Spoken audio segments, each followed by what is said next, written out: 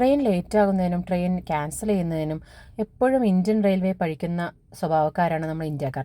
പക്ഷേ യൂറോപ്പിൽ ചെന്നിട്ടും അവിടുത്തെ ഏറ്റവും അഡ്വാൻസ്ഡ് ടെക്നോളജി ഉണ്ടായിട്ടും ട്രെയിൻ ലേറ്റ് ആവുകയും ഒരു ട്രെയിൻ ക്യാൻസൽ ആവുകയും ചെയ്ത ഒരു എക്സ്പീരിയൻസ് ആണ് ഞങ്ങൾക്കുള്ളത്. ജർമ്മനിയിലെ മ്യൂണിക്കിൽ നിന്നും രാവിലെ 9:30-ക്കായിരുന്നു ഞങ്ങളുടെ ട്രെയിൻ സൂറിച്ചിലേക്ക്. പക്ഷേ അവിടെ ചെന്ന് ട്രെയിനിൽ സീറ്റെല്ലാം പിടിച്ച് ഇരുന്നു. കുറച്ച് കഴിഞ്ഞപ്പോൾ അനൗൺസ്മെൻറ്റ് വന്നു, ഈ ട്രെയിൻ എന്തോ ഒരു സാങ്കേതിക പ്രശ്നങ്ങൾ കാരണം കുറച്ച് ലേറ്റായിട്ടാണ് പോകുന്നത്. ഒരു 10:30 വീണ്ടും അനൗൺസ്മെൻറ്റ് വന്നു, 11:30-ക്കായിരിക്കും ഈ ട്രെയിൻ എടുക്കുക എന്ന്. പക്ഷേ 11:30-ക്ക് അടുത്ത ട്രെയിനുണ്ട്. അപ്പോൾ ആ ട്രെയിനിലെ ആളുകളും ഈ ട്രെയിനിലെ ആളുകളും എല്ലാവരും കൂടി ഈ ഒരു ട്രെയിനിൽ വന്ന് കയറി. പക്ഷേ ആ 11:30 ട്രെയിൻ ഇതിൻ്റെ ഫ്രണ്ടിൽ കണക്ട് ചെയ്ത് ഒരു ലോങ് ട്രെയിനായിട്ടായിരുന്നു അവർ ഓടിച്ചത്. അപ്പോൾ ആളുകൾ കൺഫ്യൂഷൻ കണ്ടാണോന്ന് അറിയില്ല, സെയിം ബോഗിയിൽ ഒരുപാട് ആളുകൾ കയറി, കുറച്ച് പേർക്ക് സീറ്റ് കിട്ടി, കുറേ പേര് സ്റ്റാൻഡിങ് ആയിരുന്നു.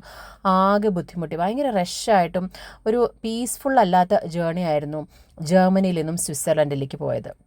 നമ്മുടെ നാട്ടിൽ മാത്രമല്ല, യൂറോപ്പിൽ ഇങ്ങനെയൊക്കെ സംഭവിക്കും എന്നുള്ള ഒരു അതിശയകരമായൊരു കാര്യം ഞങ്ങൾ വേദനയോടെ മനസ്സിലാക്കി. ട്രാജഡി അവിടെയും തീർന്നില്ല.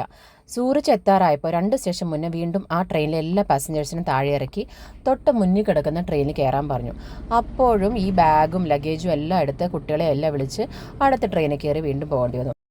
സൂറിച്ചിൽ 2 മണിക്ക് എത്തേണ്ട ഞങ്ങൾ എത്തിയത് വൈകിട്ട് 5:30-ക്ക്.